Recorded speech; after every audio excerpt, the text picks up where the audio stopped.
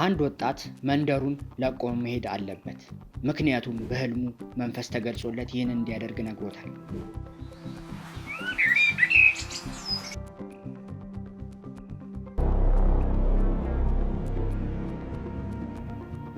በመንገዱም ብዙ ሺህ አንበሶች፣ ብዙም እሳት የሚተፉ ድራጎኖችን ገደለ።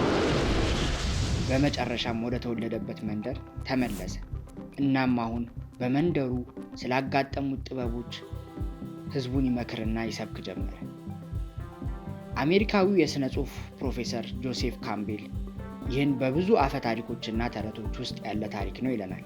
የኢየሱስ፣ የቡድሃ፣ የነቢዩ መሐመድ፣ የሙሴ ታሪክ ነው።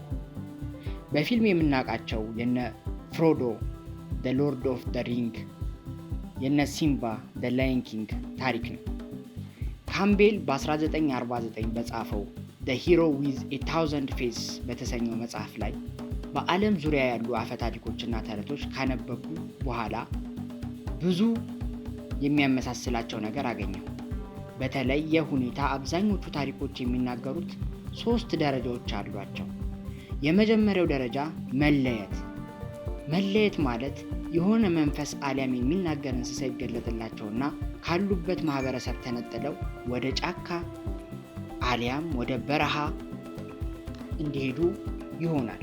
ይህም ከተለምዷዊና ተራ ከሆነው የዕለት ህይወታቸው እንዲነጠሉ ያደርጋቸዋል።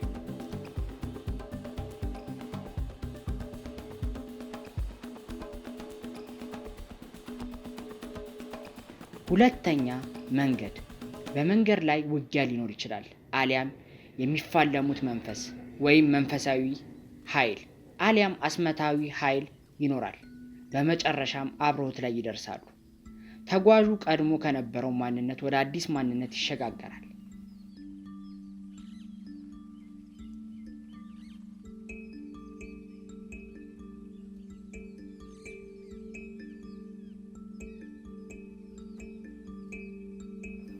በሶስተኛ ደረጃ መመለስ። ይህ ሰው እንደ ጀግና ወይም እንደ ጠቢብ ሆኖ ይመለሳል። ንጉስ ወይም ነቢይ ይሆናል። ጥበቡም ኃይሉም የሚገደብ አይደለም። የዚህ ጀግና ወይም ጥበበኛ ታሪክ ከኢየሱስ የመለየት የመንገድና የመመለስ ታሪክ ጋር የሚለይ አይደለም። መለየት። ከዚያ ወዲያ ኢየሱስ ከዲያብሎስ ይፈተን ዘንድ መንፈስ ወደ ምድረ በዳ ወሰደው። የማቴዎስ ወንጌል ምዕራፍ 4 ቁጥር 1። የተጋድሎ መንገድ። 40 ቀንና 40 ሌሊት ከጦመ በኋላ ተራበ። ፈታኝም ቀርቦ የእግዚአብሔር ልጅ ከሆንክ እነዚህን ድንጋዮች እንጀራ እንዲሆኑ በል አለው።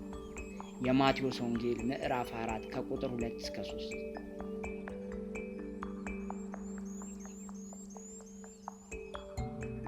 የተባለው ይፈጸም ዘንድ ይህ ሆነ። ከዚያ ዘመን ጀምሮ ኢየሱስ የመንግስተ ሰማያት ቀርባለችና ንስሐ ግቡ እያለ ይሰብክ ጀመር። የማቴዎስ ወንጌል ምዕራፍ 4 ቁጥር 17።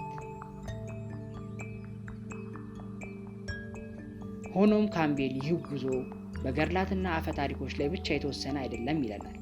በእኛም የህይወት መንገድ ላይ የሚታይ ነው። ከውልደት ጀምሮ እስክትጎረምስ ድረስ በወላጆች እቅፍ ትኖራለህ። በመጨረሻም የራስህን ኑሮ ለመመስረትና አዲስና አዳጋች የሆነውን መንገድ ለብቻ ትጀምራለህ። ይህ መንገድ ቀላል አይደለም፣ ነገር ግን በድል ትወጣዋለህ። በመጨረሻም ከአንተ ውስጥ አዲስ ሰው፣ አዲስ ማንነት ይፈጠራል። ለዛም ማንነት ዝግጁ እንደሆንክ ስታውቅ ህይወትህን በራስህ ለመምራት ትወስናለህ። ምስጋናው አስራት ነው።